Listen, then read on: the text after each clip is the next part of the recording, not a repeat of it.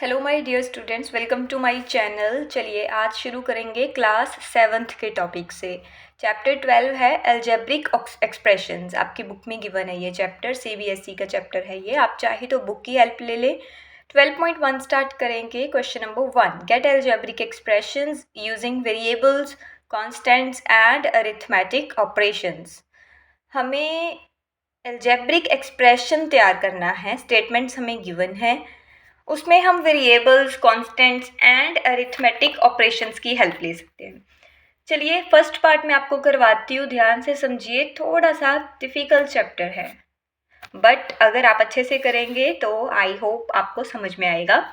चलिए, subtraction of z from y।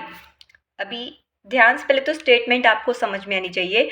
Subtraction of z from y, यानी कि z को सब्ट्रैक्ट करना है y में से। फ्रॉम y लिखा है तो जो पीछे है वो पहले आएगा। y से सब्ट्रैक्ट करना है तो y पहले लिखेंगे, y माइनस z। y में से z माइनस कर दिया। अब ध्यान रखिए, y पहले आएगा, z को आगे मत लिखिए, क्योंकि उन्होंने क्या बोला है, subtraction of z from y, यानी कि y में से माइनस करेंगे, तो जिससे माइनस करेंगे वो चीज़ आगे आएगी। तो ये था फर्स्ट पार्ट। बस ये बहुत सिंपल, आपको ऐसे ही इसका बस आंसर लिखना है। जो चीज़ आपको ऊपर इंग्लिश में लिख के दी है उसका आपने वेरिएबल्स, कांस्टेंट और अरिथमेटिक ऑपरेशंस के साथ आंसर करना है। जैसे 1/2 of sum of numbers x and y। 1/2 of sum का मतलब होता है plus numbers x and y, यानी कि x और y को सबसे पहले तो प्लस कर लीजिए, x प्लस y ऐसे लिख दिया हमने। और उसका क्या कर देना है, 1/2, ये मैंने लिख लिया 1/2, और यहाँ पे मैंने ब्रैकेट डाल दी, 1/2 bracket x plus y। Very easy. Third part पे देखिए, the number z multiply by itself. एक नंबर आपको दिया गया है z, और वो खुद से ही मल्टीप्लाई करना है उसको, यानी कि z को z से ही मल्टीप्लिकेशन करना है। तो कैसे लिखेंगे, z मल्टीप्लाई z, तो इसका आंसर क्या आ जाएगा, z स्क्वायर। 2 बार मल्टीप्लाई किया तो square. Fourth part, 1/4 of product of numbers p and q। अब देखिए, ये थोड़ा सा क्वेश्चन सेकंड पार्ट से सेम है, ये देखिए सेकंड पार्ट की तरह है।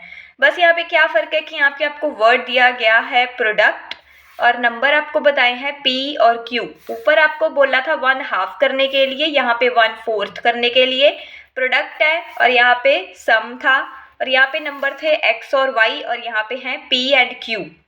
अब देखिए प्रोडक्ट, सबसे पहले प्रोडक्ट कैसे हम लिखते हैं, जहाँ पे कोई साइन नहीं आता है, ये इकट्ठा इनको लिख देना है p और q, और इनका कर देना है 1/4, 1/4 pq। तो ये बन गई हमारी एक्सप्रेशन, बन गया।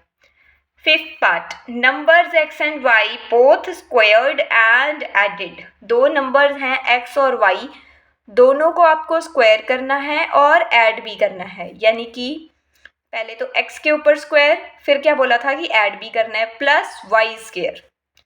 Very easy.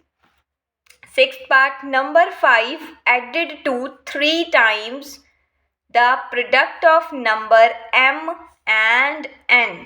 Product of number m and n, यानी कि m n अब हम इकट्ठे लिखेंगे। मैंने बोला है कि जब भी प्रोडक्ट होगा तो इकट्ठा लिखना है हमें। m n इकट्ठा लिख लिया, और नंबर 5 उसमें ऐड करना है, तो +5 लिख दिया। और कितनी बार करना था, 3 टाइम्स एम एन में, तो एम एन के आगे लिख देंगे 3। चलिए नेक्स्ट है 7th part, product of number y and z। y और z का प्रोडक्ट, फिर से y और z को इकट्ठा लिख लिया।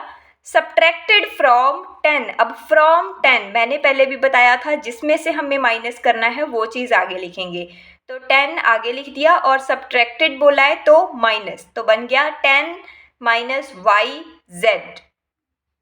चलिए 8th पार्ट, और ये लास्ट पार्ट है क्वेश्चन 1 का। Sum of numbers A and B। Sum of numbers बोला है, सम का मतलब है प्लस, यानी कि A plus B, subtracted from their product, और इन्हीं के प्रोडक्ट में से इनको माइनस कर देना है, यानी कि AB इकट्ठा लिख देंगे, प्रोडक्ट है तो, और करना क्या था, माइनस, तो AB माइनस ब्रैकेट क्यों डाली है? बिकॉज यहाँ पे माइनस है और ए के आगे कुछ नहीं है, तो हम एज्यूम करते हैं कि ए के आगे प्लस है।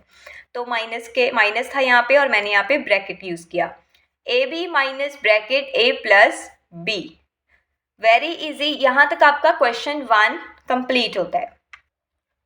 चलिए नेक्स्ट हम स्टार्ट करते हैं क्वेश्चन नंबर 2 से। Identify the terms and their factors by tree diagrams. अब हमें डायग्राम्स, ट्री डायग्राम इसको बोलते हैं, ट्री डायग्राम। तो ट्री डायग्राम की हेल्प से हमें टर्म्स और फैक्टर्स बताने हैं जो एक्सप्रेशन हमें दिया गया है। तो ए पार्ट से स्टार्ट करेंगे। ए पार्ट है x माइनस 3। तो मैंने लिखा x माइनस 3 और मैंने ये ट्री डायग्राम बना दिया। फिर यहाँ पे मैं लिखूंगी टर्म्स। तो यहाँ पे टर्म, क्या हमें टर्म दी गई है? सबसे पहले हमें x था और -3, यानी कि ये मुझे टर्म्स दी गई हैं। दोनों को तोड़ के मुझे यहाँ पे लिख दिया, x आगे -3 पीछे। ठीक है, ये फैक्टर यहाँ पे कोई नहीं बन रहा था तो मैंने यहाँ पे फैक्टर नहीं लिखा है। फैक्टर आपको मैं नीचे बताऊंगी। नेक्स्ट है बी पार्ट। बी पार्ट में देखिए 1 + x स्क्वायर।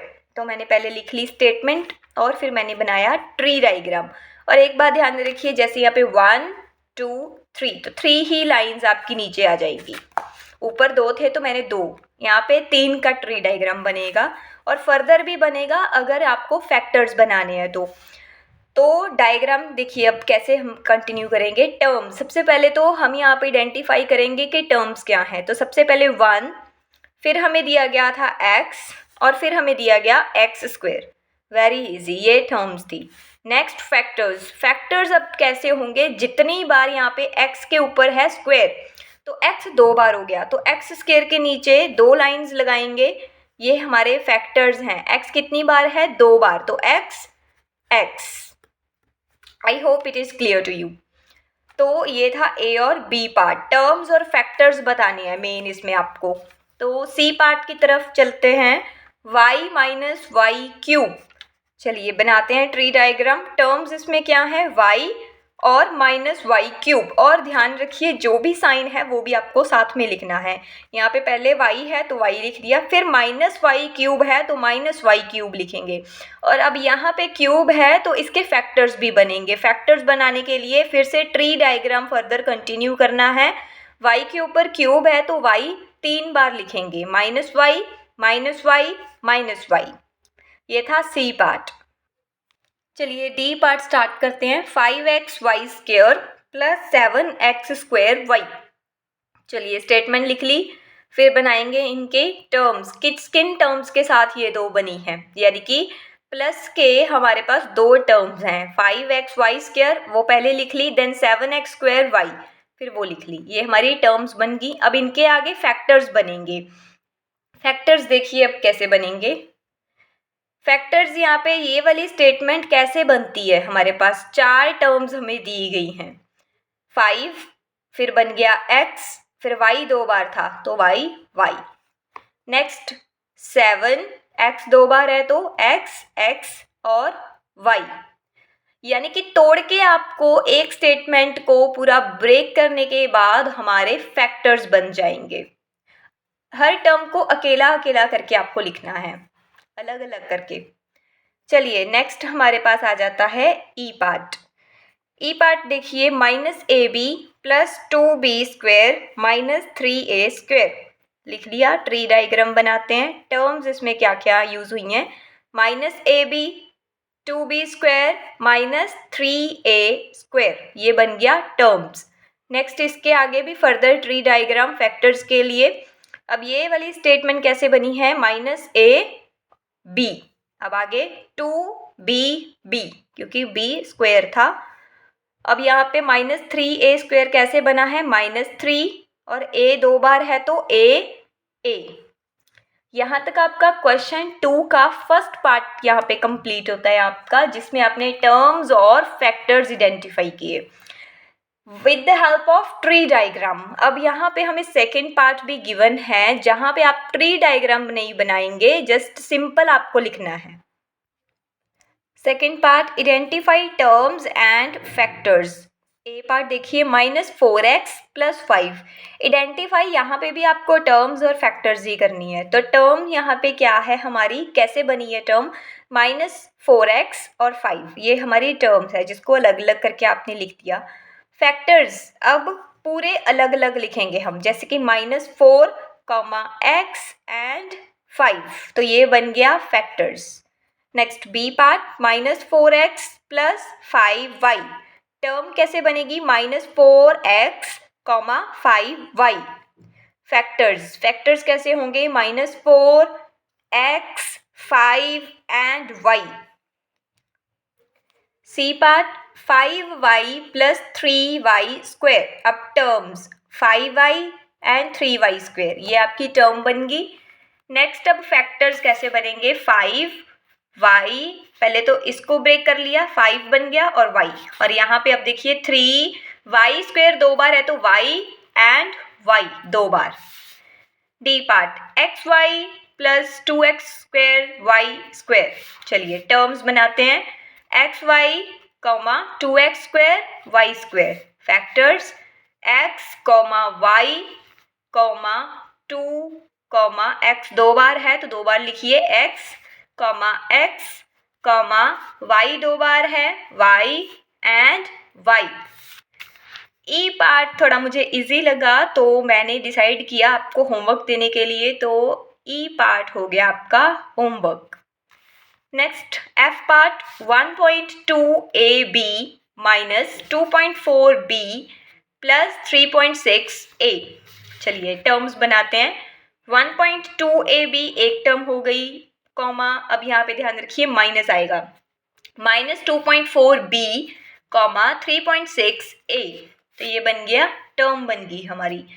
फैक्टर्स कैसे बनेंगे, 1.2, a, b, -2.4, b, 3.6, a। G part 3/4x + 1/4, terms कैसे बनेगी, 3/4x एक टर्म होगी, 1/4 दूसरी। Factors 3/4, x, 1/4। Next h part is your homework. तो अगर आपको ई पार्ट में और एच पार्ट में, जो कि आपको मैंने होमवर्क दिया है, अगर आपको कोई प्रॉब्लम आए तो आप कमेंट सेक्शन में मुझे बता सकते हो, मैं आपको उसका भी सॉल्व्ड वीडियो भेज दूंगी।